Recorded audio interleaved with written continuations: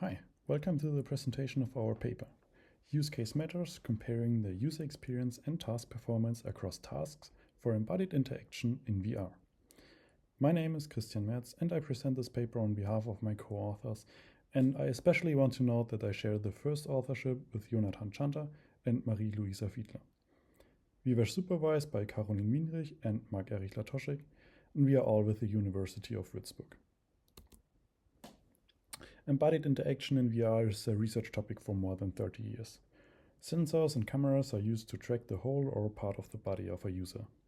The movement is then reconstructed in VR and used to animate an avatar.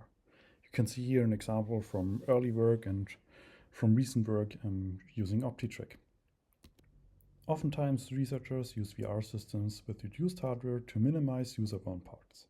However, reducing the hardware comes with some fallbacks, as it can lower the reconstruction accuracy since less body parts are tracked. To gather more data on which VR systems for embodiment are actually used, we did a literature review of the IEEE VR, ISMA, and TVCG database over the last 5 years, targeting current use systems. We searched for the terms embodiment or avatar, which yielded 231 papers in total. After screening the papers, we identified 52 papers which used such systems.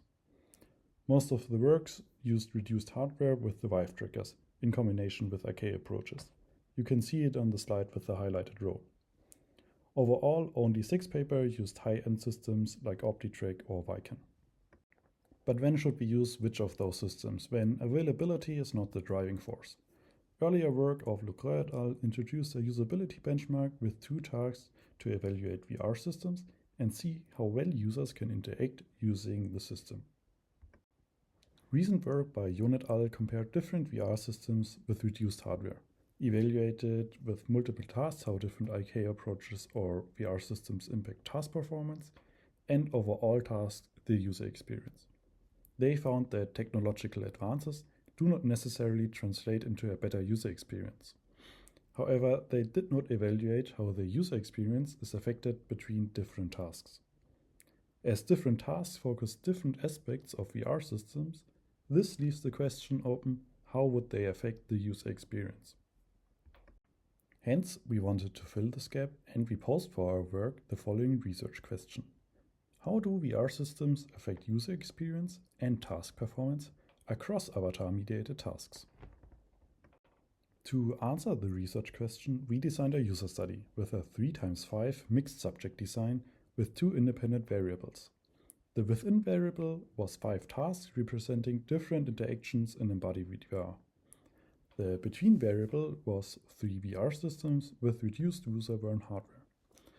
We measured the user experience targeting presence, sense of embodiment, avatar plausibility, and task load. We also measured how well the participants performed the task.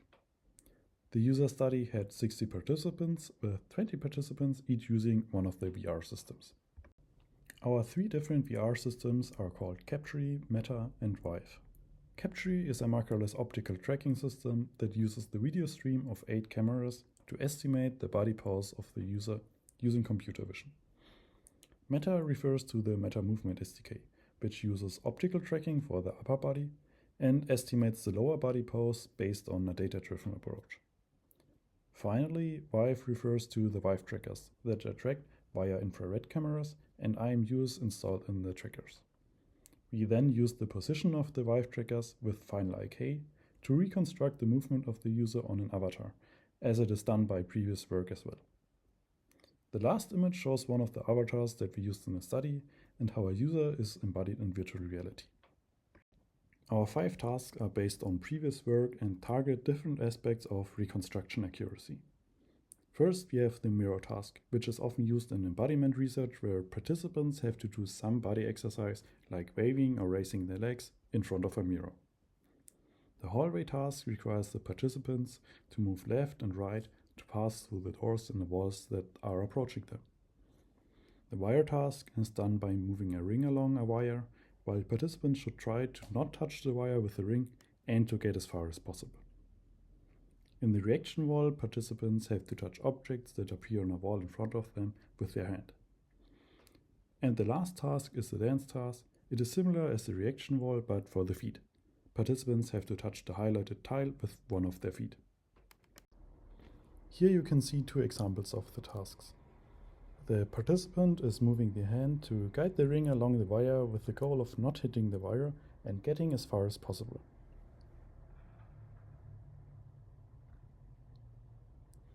In the dance task, the participant is moving her feet to hit the highlighted tiles.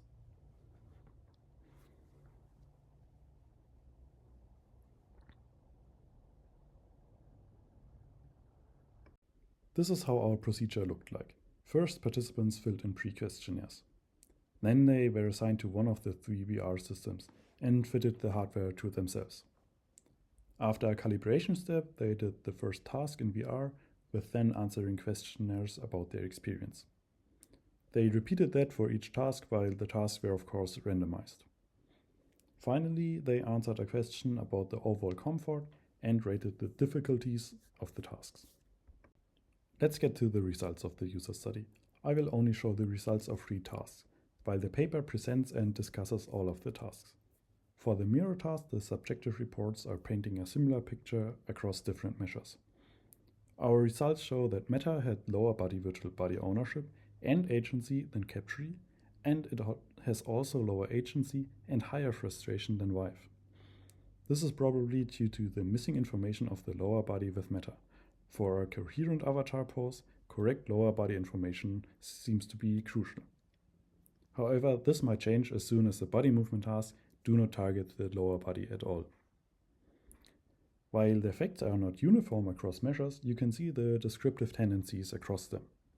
We have to point out that there are some descriptive differences between the systems that are not significant, which are due to our sample size.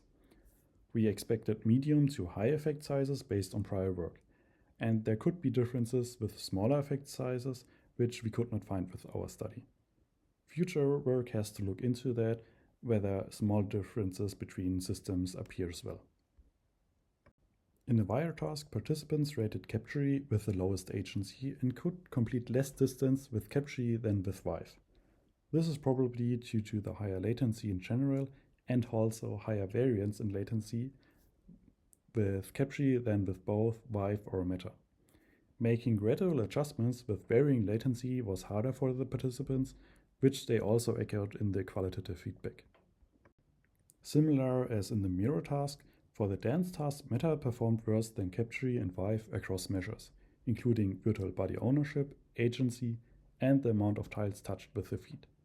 This is not really surprising, as the lower body pose with Meta was just estimated since there's no tracking of any data point in the lower body.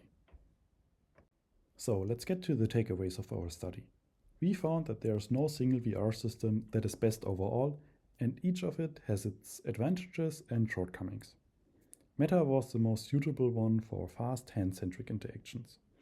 Capture and Vive were better for full body coherence or lower body interactions. Additionally, Capture led to some issues with finer movement, as the latency and its variance impacted how well users could interact. We provide the implementation of the tasks as an open source framework. The QR code leads to the repository of our implementation. We implemented the tasks in Unity, and the framework allows researchers to test other VR systems or their self-developed systems. They then can compare their results against ours. Additionally, we encourage future work to expand on the tasks, as there are many more tasks important for interaction in VR that we could not cover in our work, like pointing gestures or typing input. It is important to note that while availability is oftentimes the underlying factor of a decision, researchers have to be aware that the system itself can have a strong impact how users interact in VR. We recommend that systems should be selected based on the demands of the use case, and not only based on the availability. Finally, the overall conclusion of our work is that you should not ask yourself which VR system is best, but rather which VR system is best for my specific use case.